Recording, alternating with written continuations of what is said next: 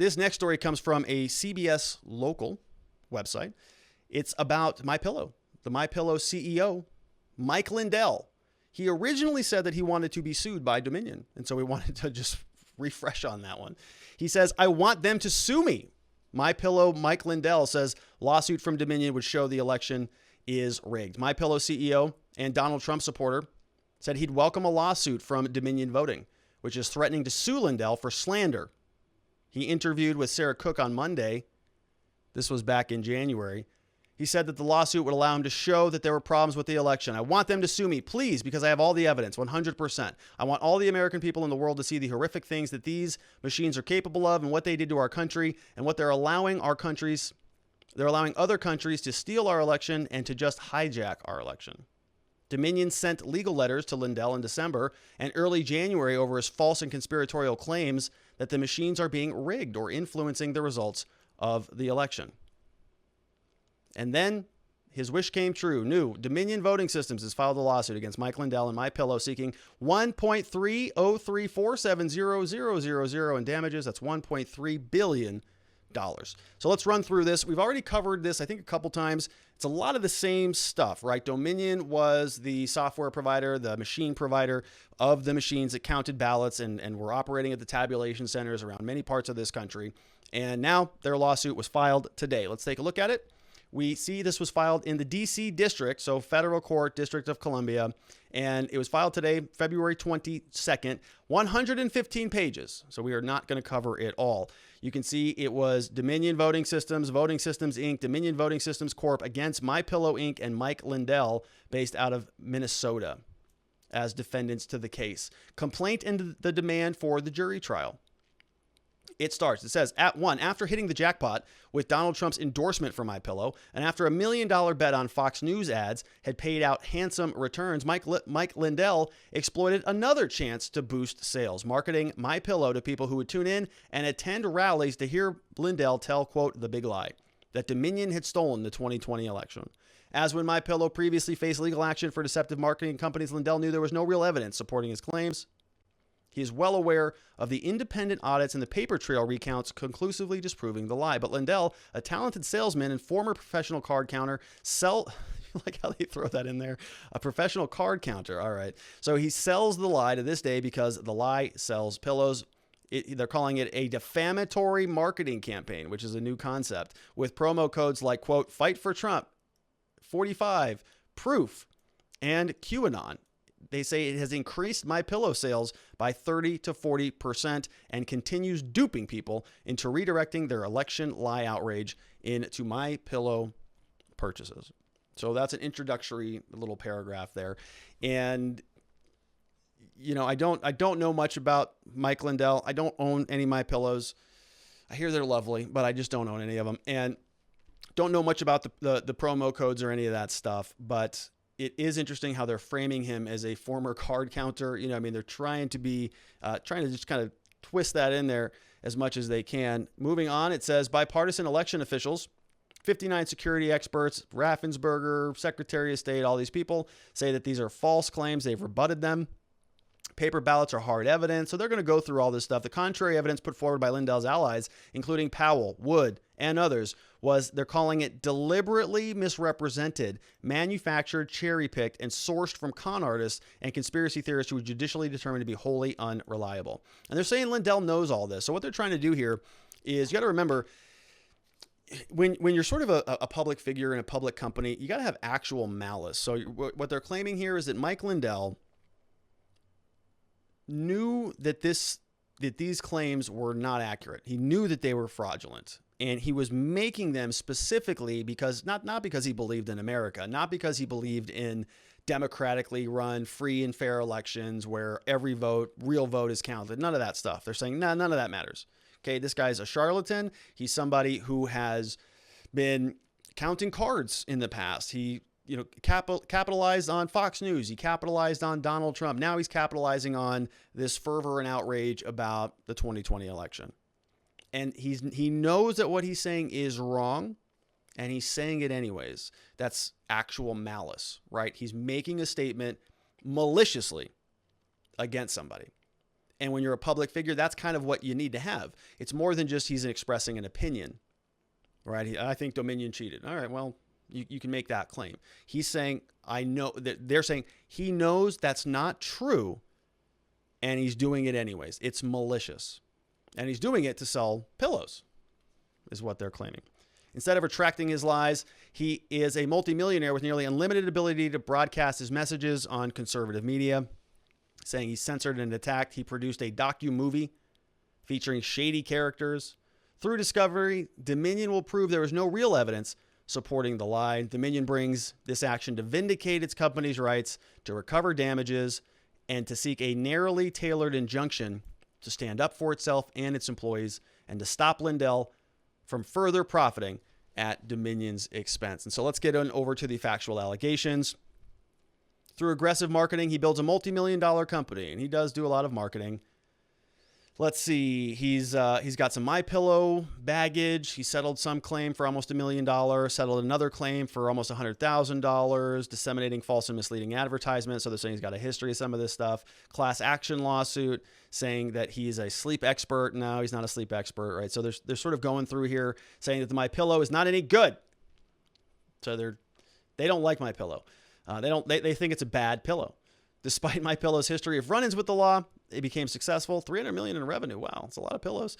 MyPillow's success is due to a gamble Lindell made on Fox News.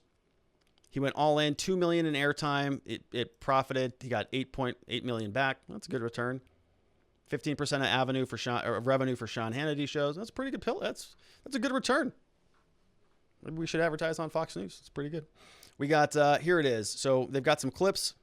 Donald Trump endorses MyPillow during a nationally televised White House meeting. Okay, so Lindell also touts the endorsement during an interview on Fox News. So, all right, so he's got Trump on his side. He's got 2 thumbs up right there. Looks very happy. He goes over onto Fox.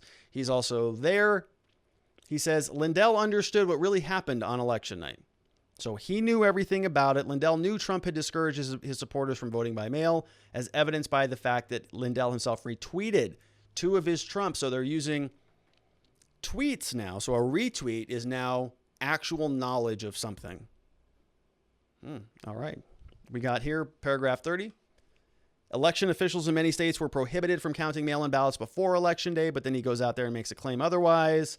And this just goes on and on and on. We're not going to spend a lot of time on it. We've got here the Women for the American First March for Trump bus featured MyPillow's logo on the front of the bus. So they're really connecting him to Donald Trump. Big time. Count 1, defamation per se. So they're saying that he intentionally made malicious statements. He knew or recklessly knew that those statements were false. So see this sentence here? This is basically the money sentence. By December 12th, at the very latest, Lindell knew or recklessly disregarded that his statements about Dominion rigging the election and using algorithms to manipulate the vote were false. So he knew and he disregarded it. And that's basically the crux of this complaint. Count 2, deceptive trade practices. All right, so they're going back to Minnesota law, and they're going to say that, defamatory falsehoods about Dominion were deceptive. So that this is sort of a state law argument. Let's see what else we've got. Prayer for relief. So this is where it's at. We've got $651 million in compensatory damages. So they're saying they lost $651 million, and they need to be compensated for that. Another $651 million in punitive damages. So a 1-to-1 ratio here. They want all expenses and costs of litigation. They want an injunction requiring the removal of all of defendants' statements that are determined to be false and defamatory, and stopping the defendants from repeating such statements or engaging in any further deceptive trade practices relating to Dominion. Signed off on by Thomas A. Clare. Thomas A. Clare? Sounds delicious. All right, so we have another lawsuit there. Where's that going to go? I am still waiting for a response. I know Sidney Powell got one of these lawsuits. I know Lou Dobbs and those guys got these lawsuits over at Fox News. Maybe that's why Lou Dobbs isn't there anymore. I'd be curious to see what the responses look like to all of this. We got Sharon Quidney starting us off. Says, well, with the Lindell lawsuit, maybe the truth will come out finally without the dubious, quote, help of the Supremes. Yeah, I wouldn't hold your breath on that there, Sharon. If Dominion sues Mike Lindell and loses the case, will Dominion be forced to pay all legal fees? It depends. The judge, this gets decided at the end, so the judge sort of decides on it.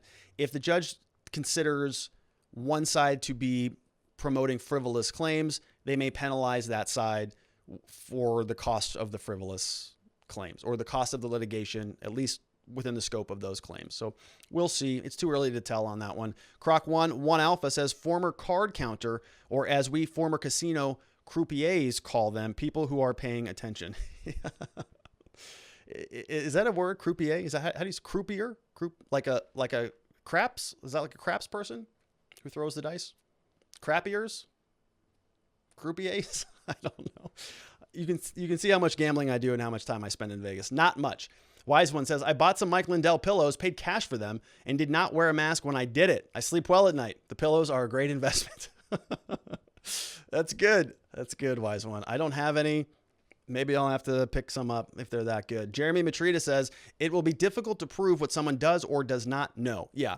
And that's where a lot of these, that's where a lot of these, I think, sort of get into the rub, right? If somebody genuinely believes that, and I think that there's enough, you know, I hesitate to use the word evidence, but there's enough out there that I think that you can make an argument, right? And it may not be an argument that holds any water in a court of law, but you can at least, you know, there's conspiracy theories about everything, and some of them sound pretty good.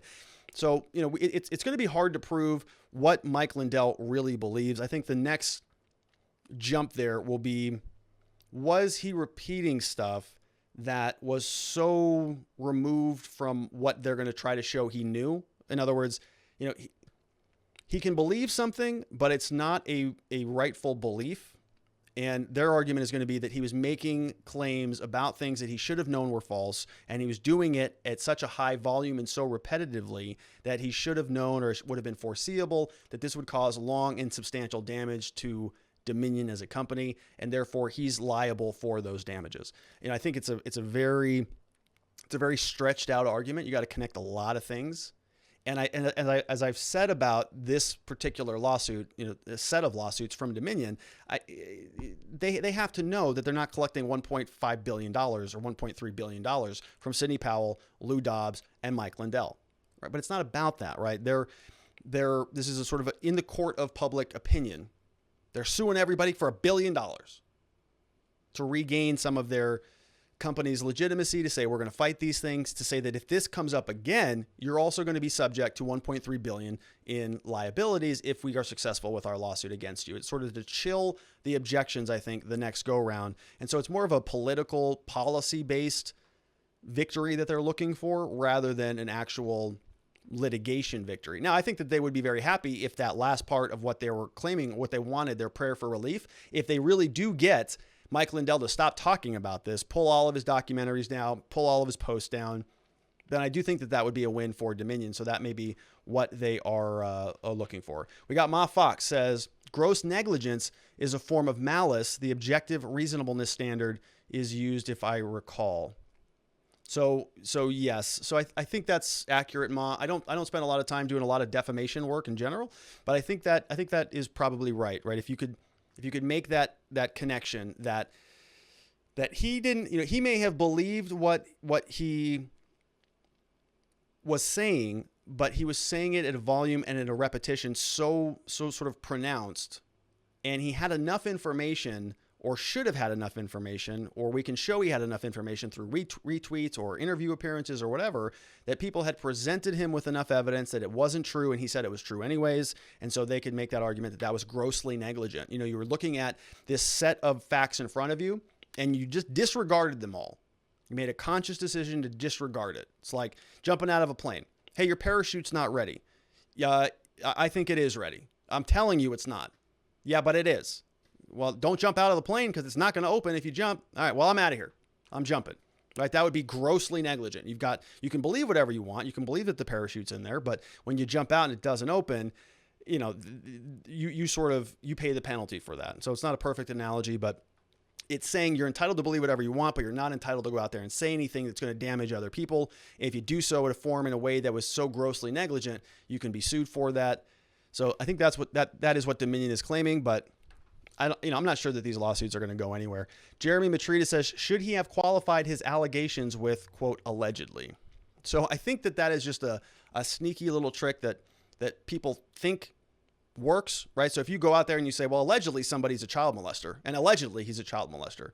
I mean, it hasn't been proven in a court of law, but allegedly that person is a child molester, and you're just broadcasting that every day, all over the place. I think at some point they're going to sue you, and the courts are going to say, yeah, you don't, it's not like a get out of jail free card just because you put allegedly in front of it, or in my opinion in front of it. I have a habit of doing that, just to be clear, but it's not something that I think a court's going to go, hey, Dominion, he said allegedly. So got to let that go. Sorry, guys. Mike Lindell is open. He's a former drug addict even, says Pinky 2. He has a great story of turning his life around. Dominion did not really cheat, but their system may have allotted others to tap in. For lack of how to put this, got to be careful with some of that. Mike has proof. He's on video, so you can watch that if you want. In my opinion, Dominion machines are a tool. Yeah, so yeah, good stuff there, Pinky. Obviously, we got to be careful with, some of the claims being made out there because of some of the YouTube rules. I apologize for it, but I know you understand why we got to be careful with it.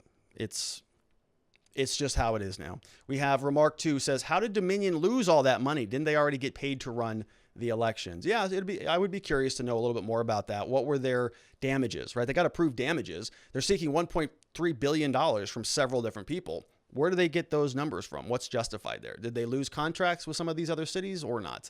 We got Chris Wiseman says, so if truth is a defense to defamation and they are claiming lost economic gains, interference with contractual relationships, for example, they lost actual or prospective business, I'd imagine that those contracts and the related machine manual specifications and forensic examinations would be relevant and subject to discovery. So you're just sort of Chris, you're allowing me to just jump right off of Remark 2's question, which is exactly on point, right? What are the damages and how did they come up with a concrete number for that? Did they lose contracts? Did they have to pull out of certain things? Did they cancel business relationships? Where did that 1.3 billion? Well, I know where half of that came from. It's from punitive damages, but at least the other half of it, $600 something million. What did they lose specifically? Is it a quantifiable number? Where do they get that? And what Chris is saying, well, if they have to prove damages, then then naturally you would have to go and investigate that. And the other side is not just going to cut them a check for $670 million. Oh yeah, that's it. Okay, here you go. Here's $670 million. You comb through that and you're able to detail what goes into that number. So Chris, I think you're on the right track there.